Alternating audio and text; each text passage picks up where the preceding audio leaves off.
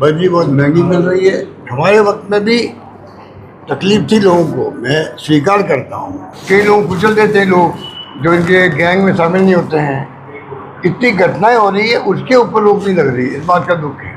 अगर दौरे करते हैं, मैं उसको बुरा नहीं मानता, कितने दौरे करो, तो दौरे करने के साथ साथ में गवर्नेंस भी तो करो। और जो बड़ी प्रॉब्लम आपकी है, बड़ी प्रॉब्लम यानी कानून व्यवस्था की स्थिति होती है, घटनाएं रेप की हो रही है, डकैती की हो रही है, चोरी हो रही है, रोज हो रही है। नागौर की रियाबड़ी में बजरी को लेकर जिस तरह का विवाद रियाबड़ी में और देखिए, मैं कह चुका हूँ, बर्जी में सरकार पे माफी हावी हो गए हैं।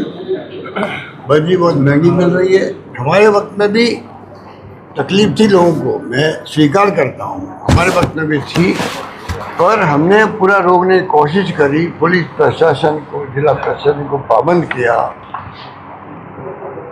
और ये इतना बड़ा नेक्सस बन गया ये कि नीचे से ऊपर तक ऐसा सिस्टम बना दिया अब इन लोगों ने कि कितने लोग कुचल के मारे जा रहे हैं, पुलिस में हमले हो रहे हैं।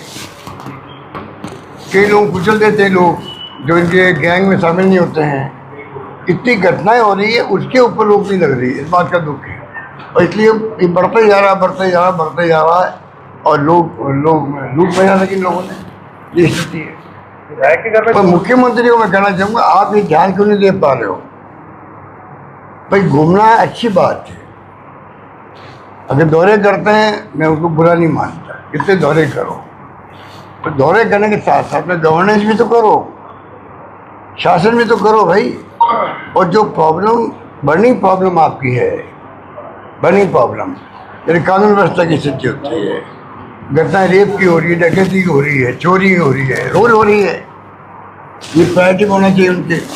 बजरी अपना आप में प्रायोरिटी होनी चाहिए, क्योंकि बजरी से बेचारा एक मध्यम क्लास का व्यक्ति भी वो मकान बनाना छोटा मोटा बनाता है, उसको बजरी इतनी महंगी मिलती है तो वो बेचारा क्या मकान बनाएगा।